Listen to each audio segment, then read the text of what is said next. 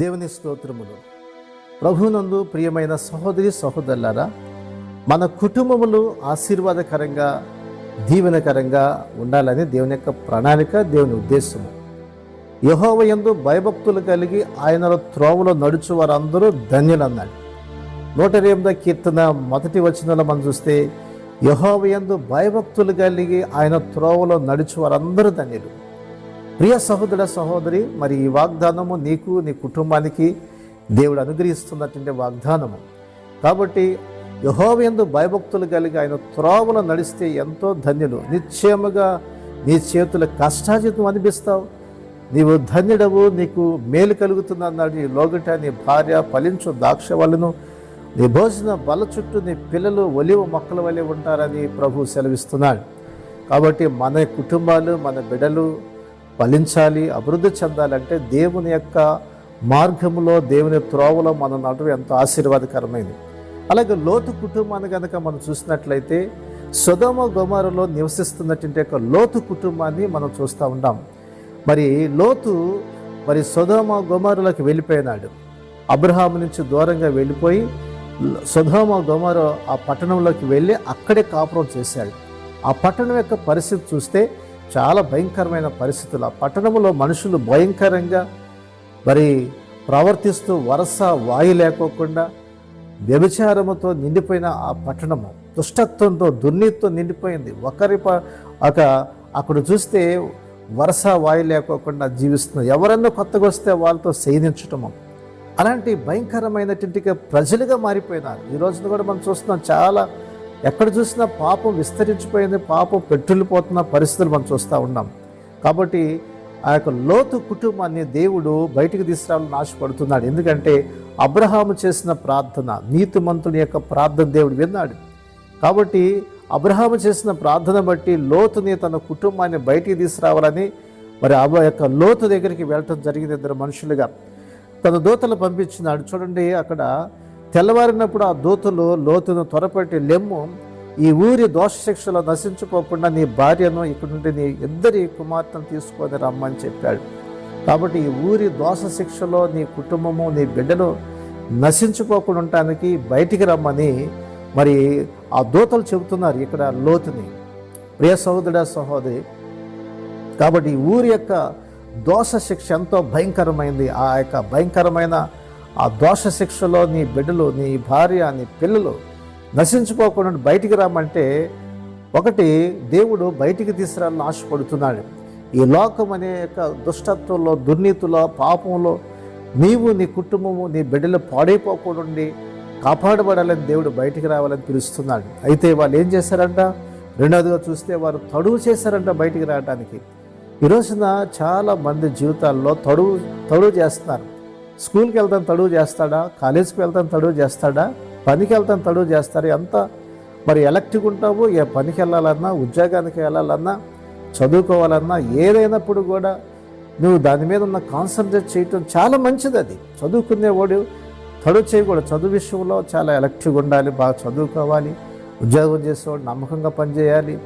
అలాగే కుటుంబం విషయంలో బాధ్యత కలిగిన వాడు బాధ్యత కలిగి ఉండాలి. కానీ ఏ విషయంలో అయినా నువ్వు తడువు చేస్తే అది నీ ఆత్మ విషయంలో ఎప్పుడు తడువు చేయకూడదు. నీ ఆత్మ జీవితంలో నశించుకోకుండా, నీ ఆత్మ కాపాడబడటానికి నువ్వు ఎప్పుడు కూడా రక్షణ పొందడానికి, రేపు పొందుతానులే, ఎల్లుండి పొందాలి, లేకపోతే వచ్చే సంవత్సరం పొందాలి, లేకపోతే నా బిడ్డల వివాహమైన తర్వాత బాప్తిసం పొందుతాను, లేకపోతే నా యొక్క ఉద్యోగం వస్తే బాప్తిసం పొందుతాను. చాలామంది వాయిదాలు వేస్తూ ఉంటారు, తడువు చేస్తూ ఉంటారు. రక్షణ విషయంలో ఎప్పుడు కూడా తడువు చేయకూడదు. రేపు ఏమి సంభవించిందో నీకు తెలియదు, నీ జీవం ఏ పాటిదన్నాడు, రేపు ఏమవుతుందో తెలియదు. చాలామందికి తమ ఆత్మ విషయంలో శ్రద్ధ ఉండదు. చూడండి, లోకంలో ఉన్న వాటి మీద ఉన్నంత ఆసక్తి దేవుని పట్ల ఆసక్తి ఉండదు. అందుకనే ఈ తడువు చేస్తున్నారంట. అందుకనే దేవుని యొక్క అబ్రహాము చేసిన ప్రార్థన, లోతుని భార్య మీద, తన బిడ్డల మీద దేవుని కనికరం వచ్చి ఆయన కృప చేత వారిని బయటికి తీసుకొచ్చి అంటున్నారు. 17వ వచనం చూస్తే, 19వ అధ్యాయం 17వ వచనం ఆదికాండము, ఆ దూతలు వారిని వెలుపలకు తీసుకుని వచ్చి తర్వాత ఆయన నీ ప్రాణము దక్కించుకోట్టుగా పారిపోమన్నాడు. నీ ప్రాణం దక్కించుకోవడం పారిపోవాలి. దూరంగా పారిపో, నీ ప్రాణం రక్షించుకోవాలి. ఈ దోష శిక్షలో నువ్వు నశించుకోకుండా నీ ప్రాణం దక్కించుకో. నీ బిడ్డల్ని, నీ భర్తని, నీ భార్య, నీ పిల్లల్ని తీసుకొని వెళ్ళిపోమని లోతుతో దేవుడు చెప్తున్నాడు. వెనక్కి తిరిగి అసలు చూడొద్దు అన్నాడు. రెండోదిగా మనం చూస్తే, మూడోదిగా చూస్తే నీ ప్రాణం దక్కించుకో. మొదటిగా దేవుడు వారిని దోష శిక్షలో నశించుకోకుండా బయటికి తీసుకొచ్చాడు. అలాగే మీరు అక్కడి నుంచి ఏం చేయమన్నాడు ఆయన? మరి బయటికి రామంటే వాళ్ళు ఏం చేస్తున్నారు? తడువు చేస్తుంటే వాళ్ళని పట్టుకొని బయటికి తీసుకొచ్చాడు. ఆ తర్వాత అక్కడి నుంచి దూరంగా పారిపోమన్నాడు. ఎందుకని? ఆ దోష శిక్ష, ఆ అగ్ని గంధకాలు ఆ పట్టణం మీద పడినప్పుడు ఆ అగ్ని గంధకాలు దహించిపోయి కాలిపోకుండా దూరంగా మీరు పారిపోవాలి. చూడండి, పాపం మనుషుల్ని కాల్చేస్తుంది, అపవిత్రత మనుషుల్ని కాల్చేస్తుంది. ఒకడు తన ఒడిలో నిప్పులు పెట్టుకుంటే ఒడి తన యొక్క కాలకుండా ఉంటుందా? నిప్పుల మీద నడిస్తే వాడి కాలు కమలకుండా ఉంటాయా అన్నాడు. అందుకని అలాగే తన పొరుగువాని భార్యను కూలివాడు కూడా అలాగే నాశనం అయిపోతాడు అంది. కాబట్టి పాపం మనుషులు కాల్చేస్తుంది. ఆ పాపం నాకు దూరంగా పారిపోవాలి, వ్యసనాలకు దూరంగా పారిపోవాలి, చెడుకును దూరంగా పారిపోవాలి. పరిశుద్ధత కలిగి, పవిత్రత కలిగి దేవుని యొక్క సన్నిధిలో ఆ పర్వతం మీద దాకా వెళ్ళిపోమన్నాడు. వెనుక తిరగద్దు అన్నాడు. ఈ రోజున చాలామంది జీవితాల్లో మరి వెనుక తిరిగి ఆలోచన నీకు వస్తుందా? నాగటి మీద చేయివేసి వెనక తిరిగి చూడొద్దు అన్నాడు. కొన్నిసార్లు చెప్తూ ఉంటారు, మరి ప్రార్థనకి వస్తూ కొంతమంది మానేస్తూ ఉంటారు, మళ్ళీ లోకంలోకి వెళ్ళిపోతూ ఉంటారు. కాబట్టి చాలా ప్రమాదకరమైంది ప్రియులారా. చూస్తే లోతు భార్య వెనుక తిరిగి ఏమైపోయింది? ఉప్పు స్తంభంగా మారిపోయిందంట. కాబట్టి ఎప్పుడైతే వెనక్కి తిరిగిందో 16 వచనం 26 వచనం చదువుకుందాం. 19 ఆదికాండంలో లోతు భార్య అతని వెనుకుండే తిరిగి చూసి ఉప్పు స్తంభం అయిపోయింది. చూడండి, నిస్సారమైపోయిన జీవితం ఆమె. చూసారా ప్రియ సహోదరి, వెనక్కి తిరిగితే నీ జీవితం ఏమైపోతుందో తెలియదు. నాగటి మీద చేసిన తర్వాత మళ్ళీ వెనక్కి తిరగవాకు నీవు. ఒకటి, నీ యొక్క భార్య, నీ పిల్లలను బయటికి తీసుకొని రామని దూతలు చెప్పారు లోతుని. కానీ వాళ్ళు ఆ దోష శిక్షలు నశించుకోకుండా ఉండడానికి. రెండోదిగా తడువు చేస్తే దేవుడు కనికరించి వాళ్ళని బయటికి తీసుకొచ్చాడు. మూడోదిగా చూస్తే దూరంగా పారిపోమన్నాడు.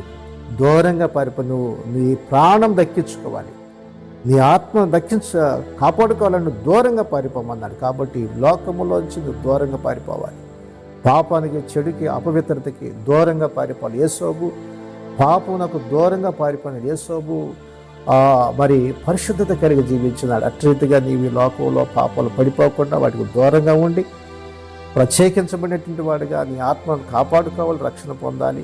అంతేకాకుండా మళ్ళీ వెనక్కి తిరిగి నేను చూడకూడదు. ప్రభువే తిరిగిన తర్వాత నువ్వు వెనక్కి తిరిగావంటే నీ జీవితం పాడైపోయేది, నశించిపోతుంది. కాబట్టి నీతి మనం నేర్చుకోవాల్సింది ఏంటంటే, ఈ లోకంలో ఈ యొక్క దుష్టత్వములో నీవు నీ కుటుంబం నశించుకోకుండా నీ కుటుంబాన్ని కాపాడుకోవాలి. అందుకని యెహోవా అని భయభక్తులు కలిగి ఆయన త్రోవలో నడిచేవారు ధన్యులు అన్నాడు. కాబట్టి ఎంతో ధన్యత. దేవుని మార్గంలో నువ్వు నడిస్తే, నీవు నీ కుటుంబం నడిస్తే ధన్యులవుతావు. నిన్ను నీ బిడ్డలను చూస్తావు. నీ కుటుంబం ఆశీర్వదించబడుతుంది. ఇక్కడ లోతు కుటుంబము మరి శాపగ్రస్తంగా మారిపోయింది. లోతు ఒక్కడే నీతిమంతుడు, కానీ లోతు బిడ్డలు కూడా శాపగ్రస్తులయ్యారు. లోతు భార్య ఉపస్తంభం అయిపోయింది.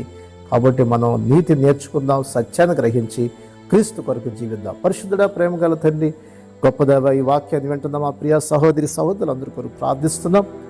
నాయన, ఈ లోకం చాలా భయంకరంగా ఉంది. ఈ లోకముతో పాటు నశించుకోకుండా ఈ లోకానికి వేరే రక్షణ పొందమని సెలవిచ్చినాం.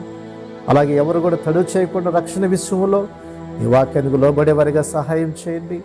అలాగే మరలా వెనక్కి తిరుక్కోకుండా, లోకమేపు చూడుకోకుండా నీవేపు చూస్తూ ముందుకు సాగిపోయే జీవితాలు ప్రతి ఒక్కరికి దయచేసి దీవించమని యేసు నామమున అడుగుచున్నాం తండ్రి.